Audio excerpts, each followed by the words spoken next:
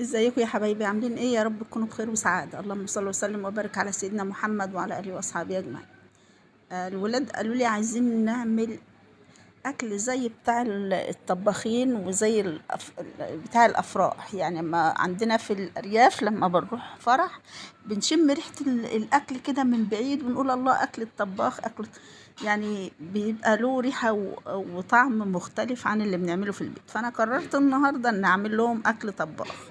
ايه رأيكم بقى؟ تعالوا معايا شوفوا اللحمة الجميلة دي. حطيت عليها بصل وطماطم وفلفل وبهارات لحمة، وسبتها تستوي، وحمرنا مكرونة وعملنا بقى شيبسي. النهاردة بقى موضوعنا في الشيبسي ده، وازاي اتعمل النهاردة، وازاي القرمشة بتاعته والخروشة، واحسن واجمل من اللي بنجيبه جاهز كمان. عملت لهم النهارده بقى وبسطتهم. طبعا طلباتهم اوامر، ما اقدرش ارفض لهم طلب، واي حاجه يطلبوها لازم انفذها لهم طبعا، عشان تبقى عينيهم مليانه وما يبصوش لحد بره. وامهم شيف، ازاي يقولوا على اكل بره بقى حلو وهم كده؟ يبقى انا كده لازمتي ايه؟ يعني جبت البطاطس بقى وقشرتها وقطعتها طبعا. عندي القطاعه بتاعتي بتاع الشيبسي بقى لها 15 سنه، هوريها لكم في اخر اخوانا، الفيديو. الست دي ما بتعرفش ليه كده يا تطبخ. محمد؟ بس ليه؟ طب بالله عليك الشيبسي بتاع النهارده يا كان عامل ايه؟ ربنا، خطير بالله خطير عليك لا تقول والله العظيم، الصراحه. صدق خطير. يعني بصراحه انا بقى بصي، تبلته. هو قرمشه قرمشه. سيبك انت من كل الكلام ده. الله يعزك يا محمد. حطيت عليه ميه متلجه وتلج. ميه بتلج. ميه بتلج بعد ما قطعته. قطعت البطاطس وحطيتها في ميه بتلج، وحطيت عليها تلج، مش ميه بس، ميه بالتلج بتاعها، تمام. وحطيت عليها كركم، وحطيت عليها مرق الدجاج والملح، وظبطت طبعا الملح ما يبقاش حادق، عشان البطاطس في الميه طبعا لو انت حدقتي الميه تشرب وتبقى طعمها حادق. لا، ظبطي الملح يبقى مظبوط معاكي، وسيبيه يبقى في الميه كده ساعتين. تمام. تسيبي الشيبسي، البطاطس المقطعه دي في الشيبس، تسيبي البطاطس المقطعه في الميه. انا اتلخبطت خالص. في الميه كده ساعتين، ميه بتلج والكركم ومرقه الدجاج، تمام. حابه تحطي شطه مفيش مشكله، بس لا، ما تحطيش شطه على الشيبس. ما بيبقاش طعمه حلو. تمام. وخلاص هنبتدي نقليه بقى، وزي ما انت شايفة كده القرمشة والخروشة، وهوريكم الوقت مقطع ازاي بيخروش معايا ويقرمش كده وطعمه كده، يعني احلى من اللي بنجيبه جاهز والله. جربي الطريقة دي ومش هتندمي، هتدمنيها الطريقة دي، وهتفضلي تعملي شيبسي لولادك كل يوم.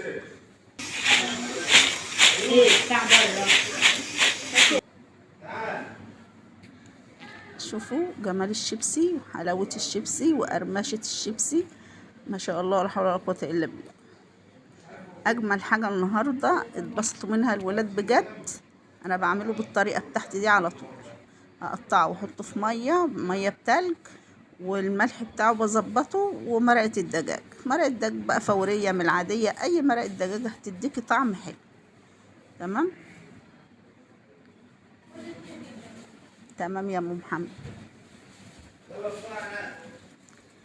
يلا اعملي لولادك بقى الاكل اللي بيحبوه، واعملوا لهم طلباتهم، وما تخليهمش يشتروا من بره اي حاجه. الايام دي الحاجات مش مضمونه خالص.